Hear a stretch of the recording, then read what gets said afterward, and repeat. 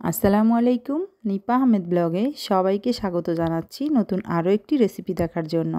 আর আজকে আমি আপনাদের সাথে শেয়ার করব সরষা দিয়ে চিংড়ি মাছের ভাপা রেসিপি।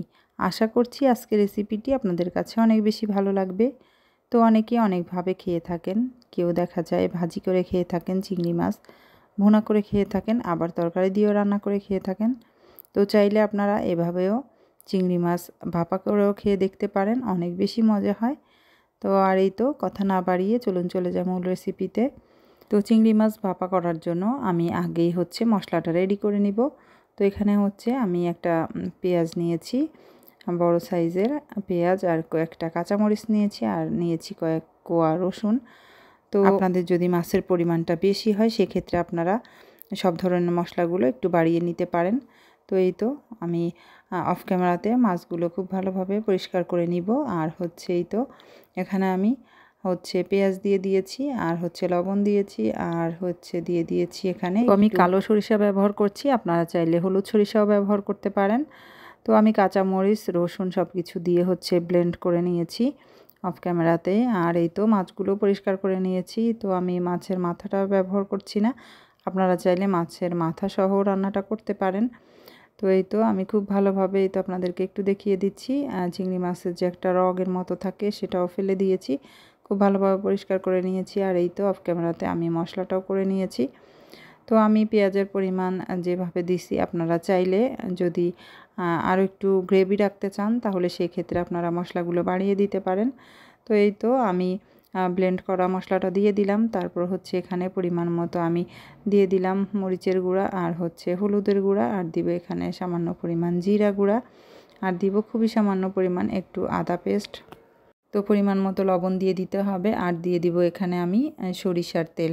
তো অবশ্যই এই ভাপা চিংড়ির মধ্যে সরিষার তেলটা দেওয়ারই চেষ্টা করবেন, এতে করে ফ্লেভারটা অনেক বেশি ভালো আসবে, খেতে অনেক বেশি মজা হবে। তো এই তো এরপর পরিমাণ মতো সরিষার তেল দিয়ে খুব ভালোভাবে হাত দিয়ে আমি মেখে নিব। এই ধরনের মাছ রান্নার ক্ষেত্রে আমার কাছে মনে হয় হাত দিয়ে মেখে নিলেই অনেক বেশি ভালো হয়। আর আমি মশলাটা ব্লেন্ড করার সময় সামান্য পরিমাণ একটু পানি দিয়েই ব্লেন্ড করেছি, এই জন্যই দেখা যাচ্ছে এখানে একটু গ্রেভিটা পাতলা পাতলা মনে হচ্ছে। তো আমি একটু হালকা একটু ঝোল রাখবো। আপনারা চাইলে যদি একদম শুকনা শুকনা খেতে চান তো সেক্ষেত্রে আপনারা পাটায় মশলাটা বেটে নিতে পারেন, কোনো পানি ছাড়া পেস্ট করে নিতে পারেন, তাহলে দেখা যাবে একটুও ঝোল থাকবে না। তো যে যেমন খেতে পছন্দ করেন সে সেভাবেই দিবেন। তো এই তো এরপরে আমি একটা এই তো বাটিতে নিয়ে নিয়েছি। তো বাটিতে নিয়ে এরপরে ঢাকনাটা দিয়ে দিয়েছি, আর এখানে একটা পাতিল নিয়েছি। তো পাতিলে পরিমাণ মতো আমি পানি দিয়ে দিলাম, আর এখানে একটা কিচেন তাওয়াল দিয়ে দিলাম। তো এতে করে তাওয়ালটা দিয়ে দেখা যাবে বাটিটা আর খুব বেশি নড়াচড়া করবে না। আর পানির পরিমাণটা অবশ্যই বুঝে দিতে হবে।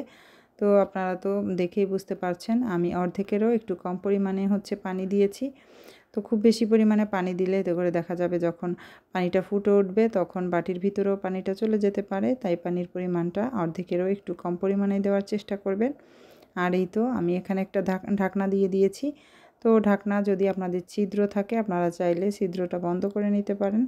তো আমি যে ঢাকনাটা ব্যবহার করছি এই ঢাকনাতে কোনো ছিদ্র ছিল না।